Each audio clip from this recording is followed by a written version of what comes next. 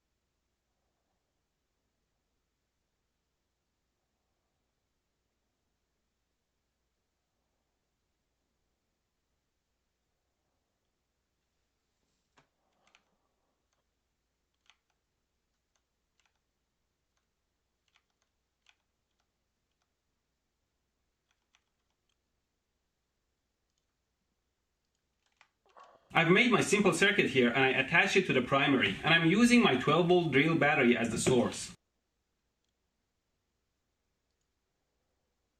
Dan, Yo, what up? talk so I can hear it on the stream. All right. Well, I mean, I know how loud I am. I mostly need to know how loud the sound coming in is. It's like how you're speaking.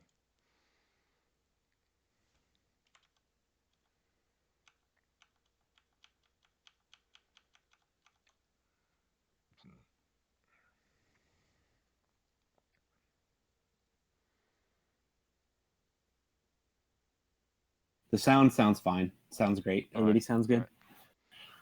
So So yeah, I guess we'll start we off just with a we'll classic video chill. here. Dim Hibbies. This is Alex Jule, Yeah, that was one of Julie the there on Rune one of Master. the I think he's one of the nicer, more approachable folks in the scene. Yes, very Formerly. very nice, friendly guy. All right, we'll wait for a few more people to filter in before we start off talking.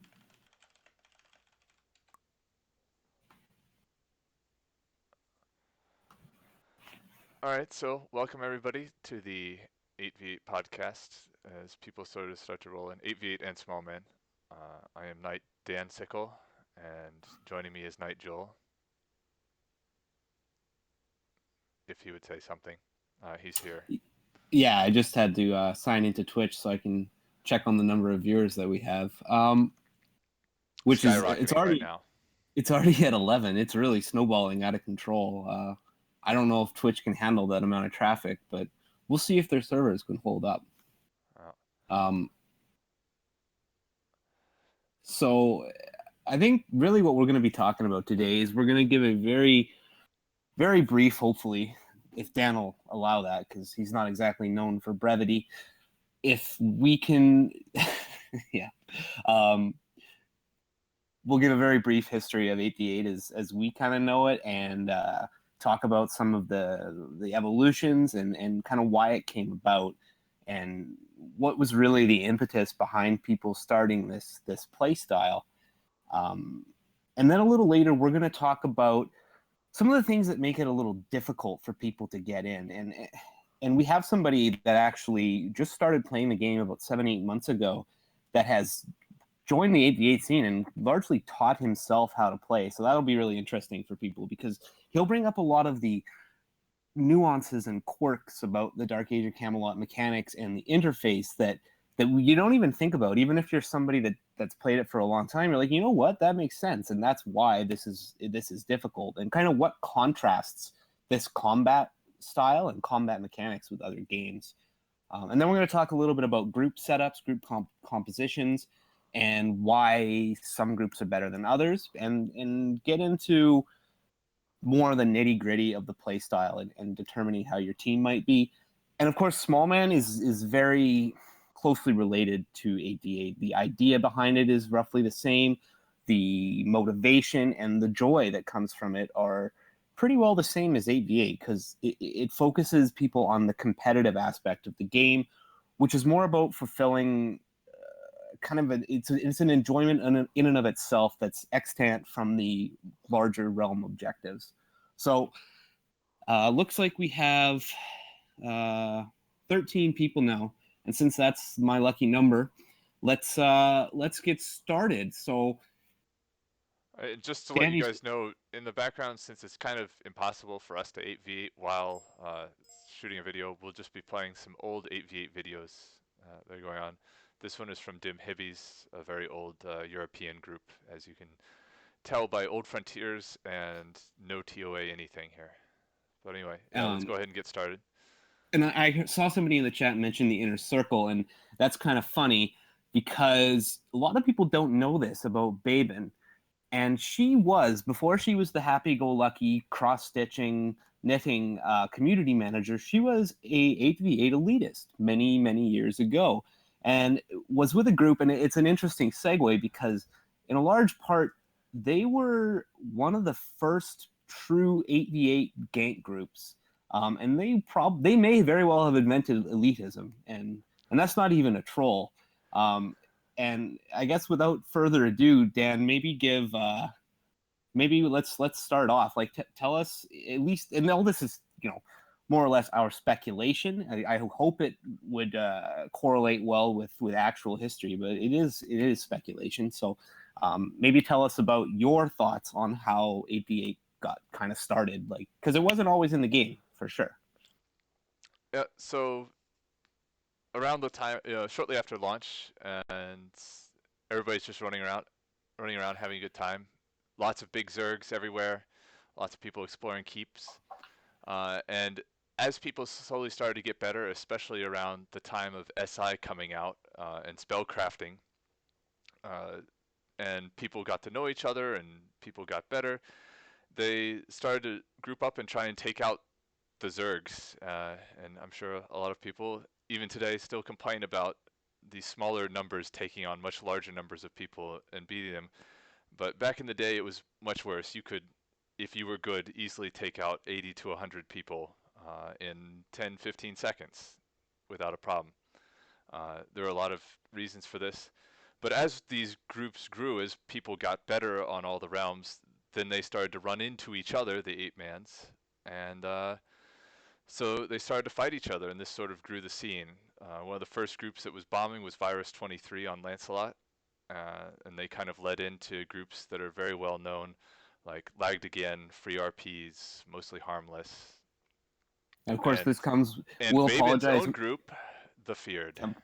Templar Knights. I'm sorry, yes, Templar Knights. And this, of course, comes with a very distinct Lancelot bias. So I'm sure there were wonderful groups on other servers, just probably not as good as Lance because we invented 8v8. But yeah, sorry, go ahead, Dan. Yeah. And so over time, the concept and how things have changed, and a lot of that has been due to the change to the frontiers itself. So in old frontiers, it was everybody went to E-main like this. There was two big choke points you had to go through, the mile gates. You're seeing one of them right now. I believe this is mid-mile gate on the right side. Everybody had to go through these places, and so it was very funneled, and everybody traveled the same sort of areas. So there were Zergs and 8-mans in the same area. It's kind of like EV currently in that regard. And so people just hit anything and everything. There were 8-man groups, but they didn't really respect each other that much. They would hit anything and everything. But then TOA came about, and the New Frontiers came about, and with the new RAs and the New Frontier alignment, people started to sort of specialize in 8v8 and only focus on that. They didn't care about fighting the bigger Zergs or bigger numbers. They just wanted to fight the same number of people on other realms. And I think the height of this was the addition of Agramon, which basically became 8v8 only island for a while. And now that's changed. We have EV out there now. which, as I mentioned, is much more like Old Frontiers in the regard that Zergs and 8-mans inhabit the same space at the same time. And I feel like a lot of the 8-man groups have not really adapted to that, and that's part of the reason that we have such a bad rep these days, is we've not gotten used to the fact that everybody's roaming the same area, and stuff's going to happen, and we can't be upset about it, but a lot of people are. All right. So that's I basically the evolution of it over the years. And and yeah, I'm sorry. Go ahead, Joel. so let's talk about why people got into it, because it was really, really hard to get into. Like it was back in the day. Like no one would even talk to you if they didn't know you for the scene. The only reason I ever got groups is because I stole my dad's credit card and got a Buffbot account. So I got invited because I had a Buffbot. But really, it was very difficult to get in these groups. So why do people even bother? Like what's kind of the driving force and the motivation behind wanting to do it? Well, the big motivation I feel for a lot of these players was a drive to better themselves. It's not really for the people who are in 8v8 about the bigger realm-based objectives, taking keeps, getting relics, those sort of things. The RVR aspect of it was not as interesting to them. What was very interesting was going up against somebody and beating that person. You know, it's same sort of thing as a solar mindset where you're one-on-one in Or 8v8 small man. Or or small small man. man. Yeah, you see your opponent and you know typically know these people. Like all these 8v8 groups knew each other and were talking to each other. And often they grouped with each other even back in as old days as Old Frontiers. Free RPs and Light again exchanged people very regularly, for example. But so you knew these people, but you wanted to beat them. And so if you were on Druid, you wanted to outplay the person who was on Shaman or Healer against you or on Cleric. And your individual mistakes are very noticeable, and your individual great plays are very noticeable. Whereas in Zerg type warfare, your individual skill is kind of reduced down by the simple fact that there's 80, 100, 200 of you all acting together. You're not as able to have nearly as big of an impact. And so this So drive to get better really pushed people into 8v8. so why do you think that it's been very closed and it's been, almost cloistered, and like it was way worse, back in the SI days. I mean, different groups or different guilds had their areas with the buff bots, and there's an unwritten rule that you didn't go near the other group's buff bots, and a lot of stupid stuff, partly from, I don't know, it was immaturity or whatever. But why has it always been so, I guess, othering of a group? Uh, well, yeah, I think you're talking about othering in terms of the standpoint of outside of 8v8 necessarily, or Yeah. So it's yeah, like we're the only ones that know how to play. Everybody else sucks. That's, to put it bluntly, that was always the attitude. And it's like, we don't talk to you because you're just a nobody, whatever that even means. But yeah. I mean, obviously a lot of the arrogance and rudeness I disagree with, but a lot of it came from the simple standpoint that they were better than the people in the Zergs because they put the time in to be better, yeah.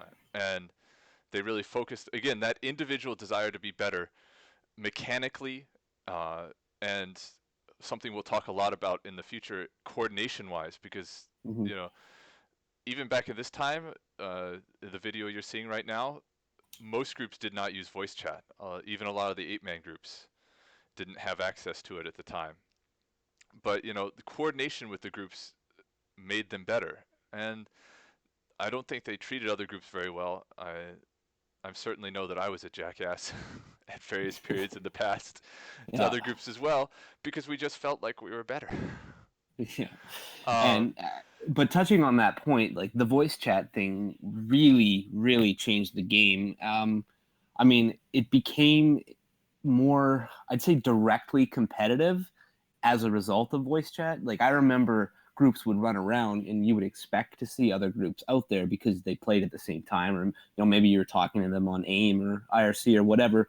But the idea that two groups could go to the same place and have this very drawn out coordinated fight, that seemed to occur, and maybe I have the timeline wrong, more as voice chat became more prevalent and group coordination became far more important and far, in some ways, easier, but also the expectations were higher, so maybe not easier. Right. I mean, and as some of the people are talking about in chat right now, uh, um, yeah, it wasn't very welcoming as well because you were in competition not only with the people of the other realm, but you also wanted, like, you also hated the aspect of when your fight, you're having a really great fight, 10, 15 minutes long maybe, and these other people come in and they take the joy out of that tough fight by winning it or losing it for you by, killing you or killing your opponents. So it took a lot of the Mm-hmm. joy out of the experience. From the other side, there's nothing wrong with what those people were doing. It's realm v realm. Yeah, Out there, you're gonna die. Red, it's dead. That's a yeah. perfectly how the game was designed. It's just these people got very frustrated with it So why because did of people the persist with? because of the enjoyment of the individual fight, not the drive to take some objective. So it's funny because, like, I always used to kind of chuckle about this, that it's an extremely onerous process to 8 man in Dark Age. Like, you have to get 8 people together, and they have to not LD, they have to not hate each other, they have to be willing to play classes that work for the group, and then they have to run around for some time to find another fight. So, and there's a strong possibility that fight will get ruined. So why would people with this mindset even bother? Like, why wouldn't they play instanced battleground type games, like a MOBA or something like that? Why did people stick with it for so long? I, as Ioka will talk about as well in a bit when we bring him on, the mechanics of DAoC are just so unique and so skill based, particularly for casters and the interrupt code, Mm-hmm. where games like WoW use a much more simplified system with a not a cast slowdown and interrupt, but then you can instantly cast again and global cooldowns. DAoC system allows you to do multiple things at once. You can be healing using instance. You can be casting a nuke and using instance at the same time. Your positioning is very important, and coordination is so very supreme. Helping out your teammates is often significantly more important than helping yourself out in this game. There are a few Right. classes for example, healers on Midgard, clerics, these kind of things that rely on your group taking care of them. And so using the coordination, that's been probably the most enjoyable aspect for a lot of these people is just, the overall, there's not that many styles or skills or anything in Dark Age, but using them effectively is probably one of the hardest games out there. Okay. And so, because we've talked about the barriers of entry and how that's always been a either a defining feature or a drawback depending on your perspective of the play style, uh, and there are more basic prosaic reasons why people can't do it, and frankly a lot of the time it's because they don't have the mechanical or technical grasp of the game to do so. Um, and so we have a guy with us, Ioka, who's, when did you start playing this Dark Age, Ioka? Hello? I guess we missed him for a second, but he Right. played this he started playing fairly recently, I think within about a year, and he kind of had to learn this game more or less on his own because there isn't a lot of from scratch guides on Dark Age of this is how you get up to a level where you can play in a competitive setting. So he kind of had to teach it all to himself. So, and there's a lot of things that he noticed about the game that are both that are charming features and also kind of painful relics of a very old game that was so different at the time. Dan, you know like how different this game was at the time when it came out. Yeah, but briefly while we wait for Ioka to come back, I do want to mention that a lot of the barriers that we've talked about already, from templating, from individual skill, to realm rank, which was a very huge barrier back then. You're seeing in these videos, you're seeing people that were realm rank 5 and 6, and you think nothing of it, but back then, getting realm rank 5 and 6 was a 6-month process for realm rank 4 or 5, or for 5 Mhm. or 6. Hey, do you Those guys hear me things. now? We Oh do, yeah. yeah. Hey, Ioka, let me Okay. finish this, and No we'll problem. hop in. Sorry. A lot of those barriers are gone now. A lot of you who are playing now have very high realm rank characters. Almost everybody's templated. Items are much easier to get, and templates are easy to find on post count or by making your own. So these barriers are gone, and so if anything, this is probably one of the most open times to join 8v8. And by the way, that's also not to mentioning that despite our reputation, the people who are 8v8ing right now are actually overall pretty nice and pretty open to the community. There are a few who are not as much, but especially if you come into like IRC, most people are very helpful and interested in getting people involved in this. So a lot of the barriers are gone now, and we'd like to get some of you interested in trying out this play style. All right. Yeah. And yeah, Ioka, can you share a little bit of your insights from the mechanics of this game and everything? Yeah, well, I started playing about probably last February, something like that, January. It took a while to level up and figure out what was going on in this game. Um, but yeah, I think that I came from never playing this game at all, just hearing about it, on forums. You can go even now, go to some random MMO website or gaming forum, make a post and ask about, what's the best PvP, RVR, or whatever MMO. People are going to talk about Dark Age of Camelot, even though lots of those people who are talking about it don't play it anymore. So I figured, why not just play that game that everybody talks about? And was able to get into it and, really enjoy it. In Uh, terms of the mechanics, oh, go ahead. no, no, I'm sorry. I was gonna nudge you towards that direction, but Yeah, yeah, yeah, yeah. Yeah. I think that lots of people don't talk about things about Dark Age that are unique about how it works compared to other games, and why I think that these things kind of lead towards 8v8 and having organized groups. Like why eight, just having one group rather than running with 10 or 12, something like that. Something like the just the delay between when somebody takes damage and it shows up on the interface, right?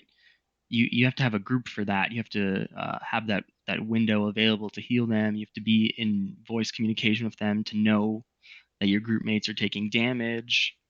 Um, CC notifications, they fade away after a couple seconds. Even experienced players, they'll see a target sitting there. They don't know whether it's mezzed or rooted or stunned, or there's just no way to know. So it kind of makes players, I think, cluster together and makes them get much better than others, and just really rewards communication. Communication above all else is the most important, I think. And as someone that hasn't played for that long, like I'm sure you realize right away that the Dark Age crowd control system was it is unique actually out there. Like, what were your thoughts on it when you first started? Yeah, that's a good question. So I started playing a Valk. Shout out to Gavin because he was streaming Valk play, and it was like, hey, this looks fun. Why not? Um, and really early on, I realized like, okay, I'm playing a Valkyrie, but I kind of have like, I don't really have that much control about what's going on in a fight, or it didn't feel that unique to Dark Age of Camelot. It's like I'm sitting in mezzes for 60 seconds. Like that's what's unique about Dark Age of Camelot. So I like immediately, re-rolled a healer and a bard to be like, okay, these are the CC classes, and if you really want to learn about this game, you should probably understand how these classes work because they are so unique for this game. Right. So and like learning the mechanics and catching up to people, even who play very casually for so long, like that's got to be difficult. So how did you do that?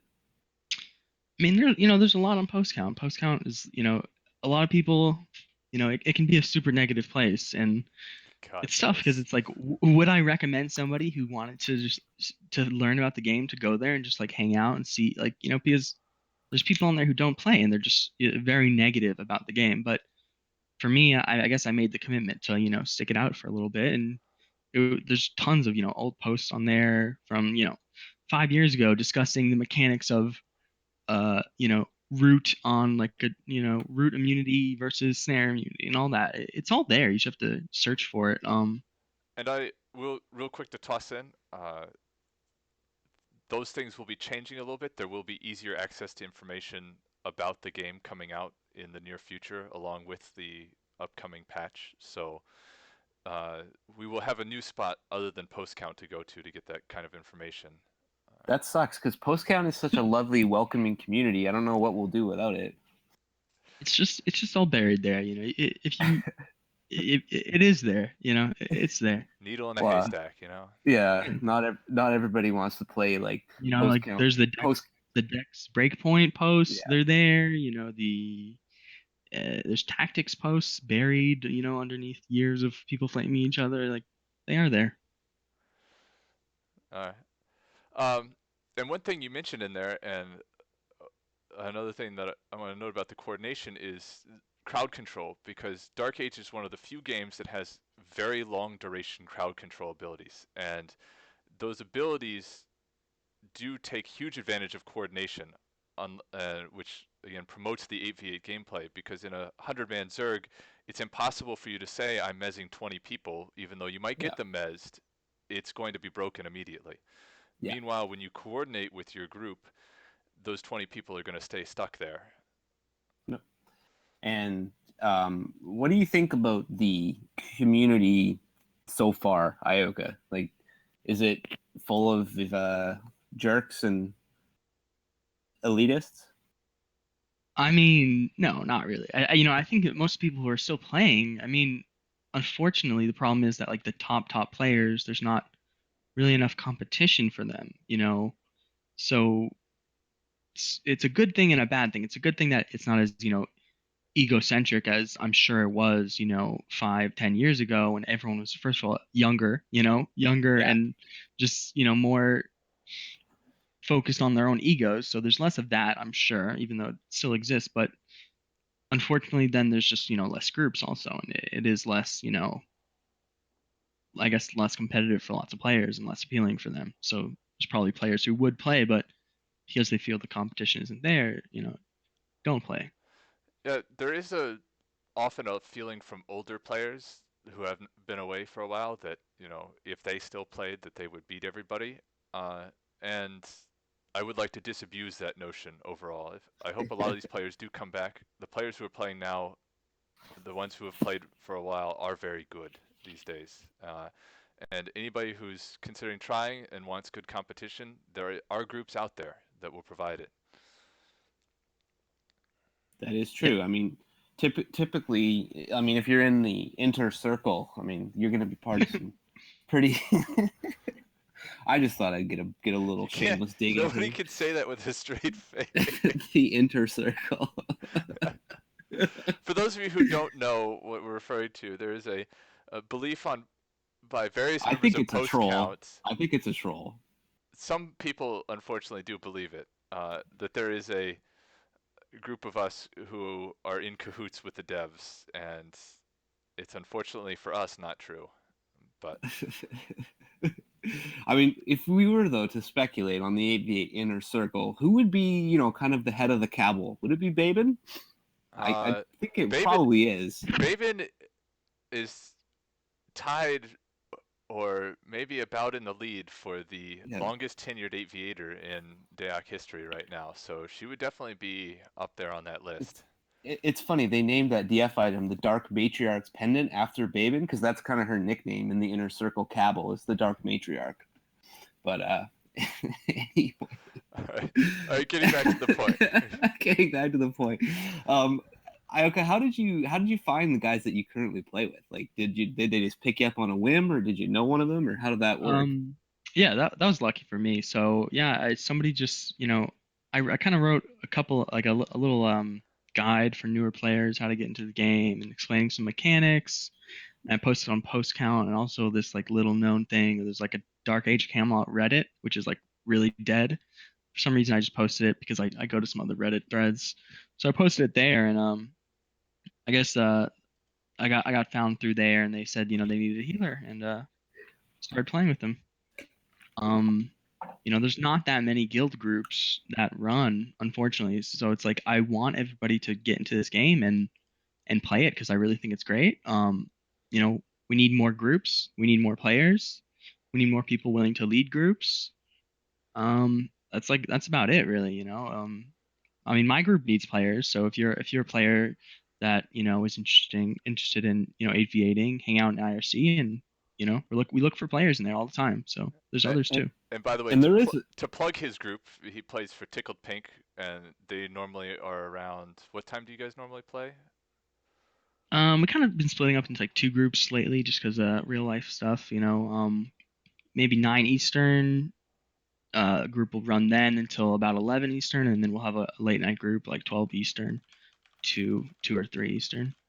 and if you're able to play a little later on, like if you're West Coast or Central or Mountain Time, there is, I mean, there's action, but it would certainly be a time to try a group with other players that maybe you don't know that much, or maybe you guys are just 5-6 friends that want to give a group a try, because there are groups that around then, and typically they're real puggy too. So there would be some good competition. So if you were looking at a time slot to come in, that would be a good one. Probably around, I'd say, between 9 and 10 Eastern starting.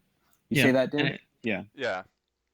And it's not too zergy. You're not just gonna get rolled over by zergs every time. So there's groups, and if you want to fight them, log on to that realm, send them a message, say, hey, we're a new group, let's fight. You want to exchange information about what we did wrong, what you guys are doing. People are Yeah. into that. So Yeah, I specifically, when Tickled Pink was sort of in the reform period, I talked to Mastard a lot about the things that your group was doing wrong and should try to do differently, and how the setup would work better, that sort of stuff. So, we do try to be helpful with people who are starting up. And as a side note, he did mention that there's not as many guild groups anymore, and while, that's not great for the high-end competition, and it's a great time for you guys to start trying out 8v8, because most of the people who play are just pugging around. They're not in a set group anymore. So there's Yeah. a lot more, it's a lot more competitive for playing around. And luckily for Ioka's group, they didn't listen to a damn thing Dan said, and they were much better off for it. And I think that's people's general how they generally deal with Dan is listen to about 6% of what he says. Do you think that's a good number, Dan? Uh, I like 13%. Lucky number, remember? Lucky number. So there you have it. There's lots of great time to play, and I just and we'll digress a little bit, because I noticed that someone in the chat was saying that the Zergs being on EV will have a negative effect on the ability to run a roam group, and that there might be a hint change to some of the layouts, hint that might make that a past problem. We can't say anything more about that, but look for that in the general future. that's gonna cause some shit on post count. Calling it right now. Yep, the inter circle in here. Before you guys get too far away from it, I just wanted to also, I know you guys planned on doing this later, but just give a shout out to Demo's draft nights, which he's been doing. It started up again this last Thursday. I thought it was super successful, at least from my perspective. 3 groups, everyone had wins and losses at some point. No rage, lots of new players. So I thought it was big success. For the draft. Yeah, Demo. Yeah. And we'll I think we'll talk about that right now. So we'd get Demo in here, but I don't know. You have to censor too much of what he says to be put on an official podcast. So, but just sort of explaining it on his behalf, we had the draft originally started about, what was it, a year or two ago, and it was a big complicated sign up process, and it was very regimented and ruled, and I think by the end we had about 9 or 10 groups running. But it became a massive chore, and some of the people that organized it quit. So it kind of died for a while, and now Demo's revived it, and it's much more relaxed, and it's much more casual, and probably a better experience for everybody that comes, because it's just like playing shinny. You just show up and like everybody tosses their stick in the middle of the ice, and you kind of just make teams, and it usually gets 2 or 3 groups running, and it's been a really great experience. So there's typically the casualness of it has kept out anyone that might be a personality issue. and it's been a lot of fun. I played the other day, and people I was playing against and with, I was like, I've never played with this person before, so that was cool. So the draft is a great way to learn the scene, and in a very non-judgmental kind of fun way that's not really competitive, because nobody really cares about winning. Well, they do care about winning, but they don't have a super vested interest in beating the other people, because it's likely that they'll play with them in the next iteration of the draft. So that's Thursday nights, and I believe it's at about 8 Eastern. So yeah. Yep. And at the end, we raffle off items for people involved. We do, or time cards. So, I'm sorry, Demo does all that. So, Yeah, uh, Demo does all that. but yes, We about just every Thursday, 8 to 8:30. Again, we shuffle the groups up. So if there's, your draft group's not very good, you're not sitting there miserable all night. Everything gets shuffled around. Everybody has a good time, and we get a lot of new players into it. I would recommend is the first step to try. If you're curious at all about it, come join us on Thursday. We'll run as many groups as people show up. The other thing is, there are some good videos about intermediate to advanced type, refinements to your playstyle, because it's a game. It's like anything else, right? It's about efficiency. It's efficiency of motion. It's efficiency of time. And it's like any sport. Or any activity. You need to be the most efficient possible, so that you can do the most things in the shortest amount of time. And Kuji has made a few videos. I can't remember if you called them Up Your Gameplay or something like that. That are really good, and we'll link those later too. And they're a really good way to learn how to set up your keyboard and your keybinds. Even people that play this game for a long time, they might have learned something from them too. I don't know. I wasn't one of those people, since I had the perfect layout and everything was super efficient, so I didn't learn anything. But some people might have, I guess. Dan probably just didn't watch them. Sorry, I'm responding to some comments in the chat. Okay.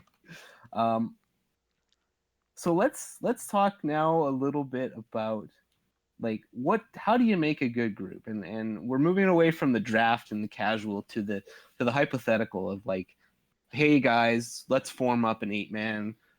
What the hell do we do? Like, so why don't we start off, Dan? Why don't you tell us about sort of the 3 general archetypes, of which, of course, there are many variations and changes within those, like the 3 major archetypes that define an 8-man group. So right now, each round typically runs one of 3 types of setups. The most common these days is a tank type setup, and that doesn't mean everything's tanks. That just means the vast majority of your classes are a tank. So, for example, one of the really popular ALB tank setups right now is 2 armsmen, a paladin, and a minstrel. You have 4 tanks, and then you have Sork, Thurg, Cleric, Friar. One of the most famous is the Hib tank group, which is 5 tanks and 3 support. And then on mid tank, one of the more difficult tank setups to play due to just the tank classes, but you can do a lot of things there. Savages are very popular now. They might be a little good. And then the hybrid is probably considered the most difficult to run overall, and that's where you run both tanks and support, and it requires a lot of coordination because you can do a little bit of everything. Your tank groups struggle fighting Zergs because tanks can't kill things or provide control nearly as quickly as casters can. But they are typically very good against other casters in hybrid setups because they can just overwhelm with interrupts. Hybrids let you do a little bit of everything. They can take on Zergs, they can control tank groups if they're played well, but they're the hardest setups to run. And again, you have a couple casters, a couple tanks, and some support on all those. Yeah. So typically the French would run hybrids because they were usually the best players. So if you're looking for a bit of historical context on that, that was mainly who ran the hybrids was the French, because maybe not anymore, but they had some real top tier players. Anyway, sorry, I derailed that a little bit. Go into caster group now. And the last one is caster groups, and that's where you run 1 or 0 tanks, and you run a bunch of casters. And oftentimes these groups end up not having, especially on mid, on Alb, they do not have access to speed 6 because they don't have a minstrel or a skald in their group. But they're very, very good at taking out Zergs because they can. Each of the casters provides a lot of CC and quick burst damage to take people out. Right. So let's do this. Let's build the let's do the hypothetical new 8-man. So for whatever reason, I've decided to make a group with Dan, and we're gonna try to pick a setup to play. So we're new to the scene, and we've got 6 other people that we don't really know that well, and we.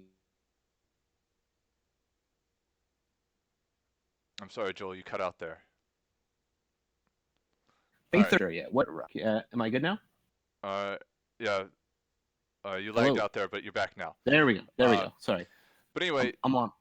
In answer to your question, like, what would I do if I were to try and start up a group right now?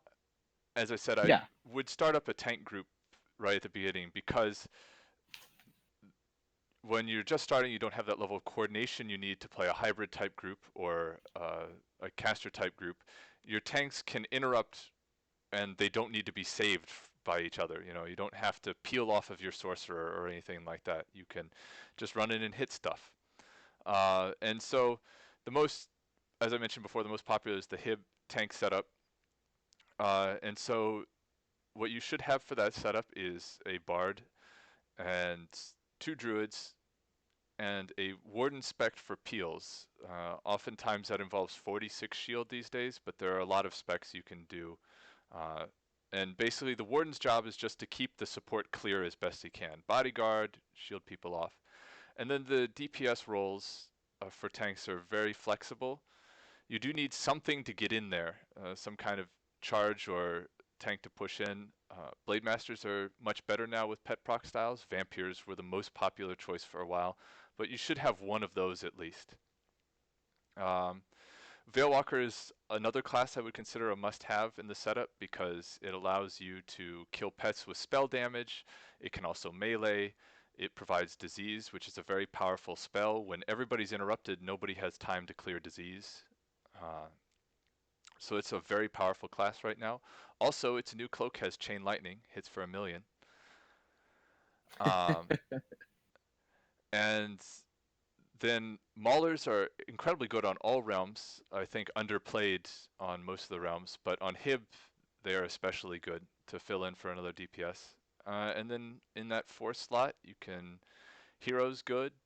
You know, you could run another Mauler. It's kind of up in the air then. Champions are still good, but they don't fit as much anymore. I just feel they're not as strong if you're not playing against caster groups where they excel at debuffing and locking out casters. And then, like similar, there's really not time to discuss every type of group setup. Like if you were running casters, you want to run like how do you get that, like get that started? What's the core concept behind that? As we mentioned before, the big thing is clearing for each other. So if you're going to play casters, you have to understand that the emphasis for most of the classes in your group is to make sure a select few classes are free. So if, for example, I were to play an Alb caster group, and you're running Kabbalist to provide a debuff damage, and sorcerers for the CC, and Theurgist to get out pets, your main emphasis of your Theurgist and your Kabbalist, if they are interrupted, is not necessarily to save themselves, it's to make sure to get the sorcerer free. So your sorcerer has to be very vocal and say, get this off me. Right. CC it, kill it, whatever you need to do, because then the sorcerer is free. He mezzes the guy off you, he roots the guy off of you, he takes control of their back line. So it's very important for you to coordinate with each other as to what to clear and what are your priority classes in each of those. And typically those are the CC classes. And how do you balance between making the group optimal and getting people to play what they want to play? Because I think that's a huge problem for a lot of groups is they run out with very suboptimal setups because people want to play that one character, or they don't feel comfortable on another character. Like, what do you do about that? Well, so long as they're not trying to play a Thane, I feel like there's a lot of flexibility in what you can do in these group setups. As I mentioned, the Mhm. Hib tank setup has a lot of openings for it where you can be flexible. You do need a few basic things. You need somebody to peel off of you, you need somebody to get in there, and you need somebody to soak up damage, like a Mauler or a hero. Um, Right. and when you're casters, you need a debuff caster, and unfortunately, this is one of the least liked roles I feel like right now when you're playing, because you don't get the glory of getting death blows, and you don't have the ability to save yourself. Kabbalists, rune masters, uh, eldritches, enchanters, they have a really difficult time saving and protecting themselves because their crowd control abilities are weaker to allow them to do damage.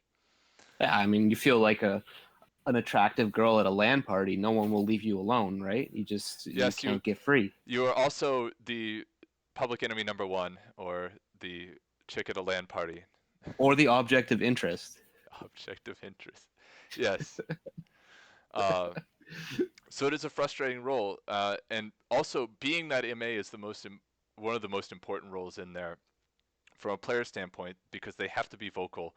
They have to be the one paying attention. Not only are they going to be free, but is the person who's actually going to kill stuff for them free. Like Hmm. a Kabbalist, you debuff something, you can nuke it. You're probably not going to kill it, but if your sorcerer is available to help you, that will die. But So the interesting thing about that role though is that it's definitely the role where leadership and vision trumps mechanical skill, because mechanical skill for the debuffer, of course, it's important, but since you're going to be covered anyway, it's really how you're directing the fight more than how efficiently you can press the buttons, right? I mean, not saying that a bad player will do well on that role, but it elevates different types of skills. And that's another one of the great things about 8-Man is that as important as mechanical skills are, diplomacy, teamwork, and personality management are just as important, right? yes, then definitely, as you mentioned, the your ability to communicate effectively with your teammates is very important. And as we'll talk about a little bit, maybe you don't want to tilt in a fight. You want to keep yourself focused during fights and positive as much as you can. Uh, Right. I mean, and when it's you're talking, you should be talking about things that are like directions for the group, very direct. Nuke my target, assist me, for example, one of the most yeah, basics. Kill this pet off me. Things like that. You want to be very direct because you don't want to flood your chat with yeah. pointless things like "I'm dead. Why didn't you heal me? You guys fucking suck." Those things are useless and non-productive and will cost you fights, honestly, Yeah. just as much as not having good mechanics will. There's plenty of time to rage at the end of the fight. So, Yes, at the end of the um, fight, you can. and because you have a very like beneath like trolls aside, you have a great point that a lot of people flood the voice chat with useless information that prevents people, and I'm probably as guilty of this as anybody, um, that prevents people from making like hearing important instructions, right? Um, eh, because in 8-Man, like successful groups have a shot caller, like they have somebody that's making the decisions. So, and typically it's someone, that on a class that you can play and direct at the same time. So that's a lot of thing. A lot of groups don't, the groups that are struggling, they don't have somebody that's really stepping up to the plate and taking control. Yeah, there always needs to be one person, sometimes two, especially in a hybrid group. Your group has to split, and you might need two people directing, uh, one for each half of the fight. But either way, you need somebody who is the primary direction caller, and they need to be clear, and everybody needs to pay attention to them. No matter if you agree or disagree with that person's call, you got to go with it, Yeah. because if you work Yeah. together, even if you think it's a bad idea, it's much more likely to work than if your group leader says run west and half the group decides to go south. You're Yeah. guaranteed to lose at that point. It's like, if the quarterback calls a run play and you're a wide receiver and you think, that's a stupid call. I'm just going to run a button hook. And then like nobody wins in that scenario, right? So it has to be somebody that's making the calls. Yeah, absolutely. And personality management, I mean, because it is a competitive situation, and despite the fact that it's a silly 15-year-old game, nobody likes to lose in anything, right? So like people do get a little heated. It's what you do after you get heated that really matters. Can you calm down right away and realize that it's just for fun, and more likely the people you're playing with are your friends? Like there's nothing wrong with a bit of emotion with it, right? Right. And because And also, it's not like you've never died before in game, so you're gonna yeah, die exactly. sometimes, and you got to get back up. And you got to that's how you get better. You die, you lose.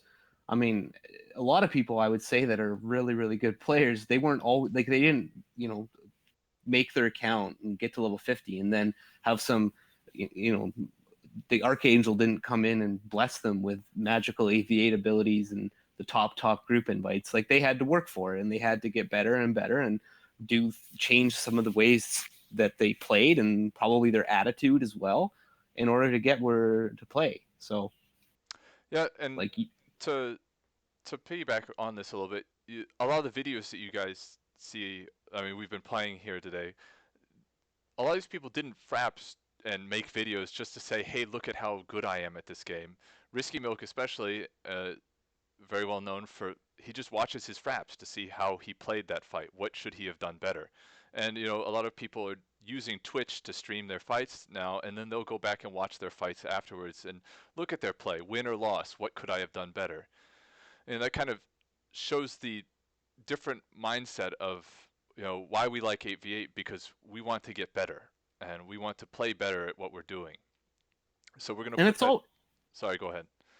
I was just going to say it's always good to have them saved too for your video resume. I mean, it's an important thing these days for getting groups. But yeah, go on. If you want to get in elite groups, definitely very important to have one of those.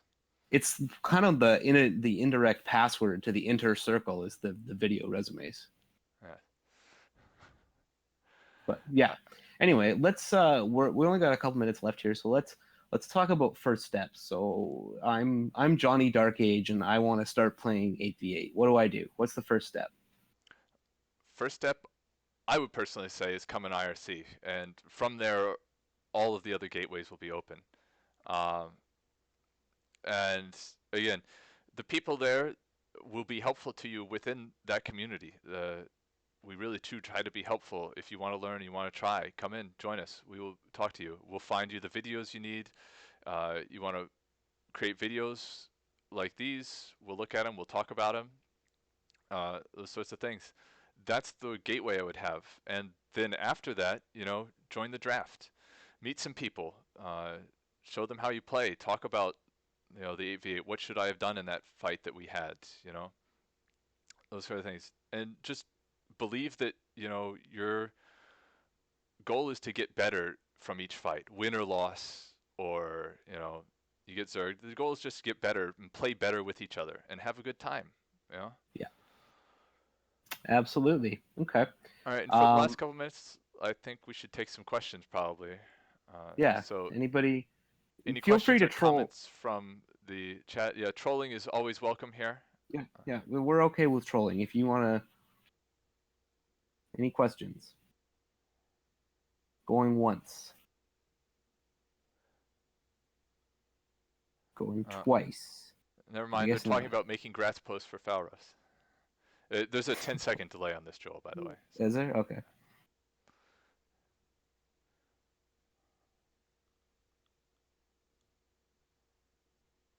I guess. Yeah, they're just chatting it up right now. they're talking about the inner circle still. Yeah. So. But I mean, it's still really fun to do 8v8, despite the fact that it's lost a lot of the I don't want to say grandeur because that's kind of goofy, but it's lost a little bit of the competitiveness, and not to means that the competition is lower. It's just like people care less about the outcomes, but maybe that's a good thing. It's probably a nicer environment for people. He asks, if I join IRC, will I get nudes of Kuji? Yes, you will. Dream team lineup of players. Yeah, Paniza times 8, definitely. Yes, there are some people who are jackasses in every community. Like, just Yeah. look at post count, which is filled with people who 8v8 and solo and Zerg and everything like that. They're jerks everywhere. But most of us are not that way. And So, you have to learn who the jerks are, and are they actually jerks or are they just goofs? Like, that's another thing, right? Are they being mean or are they just being silly? And those are different things. And you do have to have a bit of a thick skin. But if you join like a reasonably competitive soccer team, not everybody you play with and against is going to be a super nice, happy-go-lucky guy. And if you want to play competitive soccer, that's just one of the realities you're going to have to accept. and Most people. Sorry. again, just to note, we all know each other very well at this point in time, and so we do spend a lot of time just trolling each other. So there's a lot of things that are pretty rude said to each other, but they're never meant in seriousness.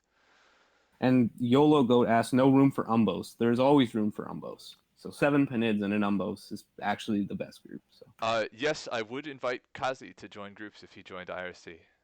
Uh, I'm kind of I'm curious to see. Kazi was in the draft a couple times back in the first draft. Oh Of yeah, we course, flame each other all the time. That's true. We get mad, but I mean, as we mentioned before, the idea you are going to get mad. You're going to lose fights, and then the fact of it is afterwards is just getting better. What do we do to fix the next fight and not totally lose it? The people who totally lose it, you shouldn't be playing with anyway. Right? and there are it's a two-way street with getting mad, right? Like, can you realize that it's not personal, and unless it is, then that's a different story. But I'd say 95% of the time it's not personal. Like, is someone just caught up in the heat of the moment? Can you have some, you have to have a bit of, it's funny to think that people are playing something over the computer. They think that everybody becomes a robot, and that emotions don't have any play, right? Like, people that are in an emotional state will do things worse. So when they get in an emotional state, their gameplay goes down. So yes, you have to not rage, but you also have to take things with a grain of salt and just know the personalities that you're playing with. Yep. All right. Do we have any other questions before we end tonight?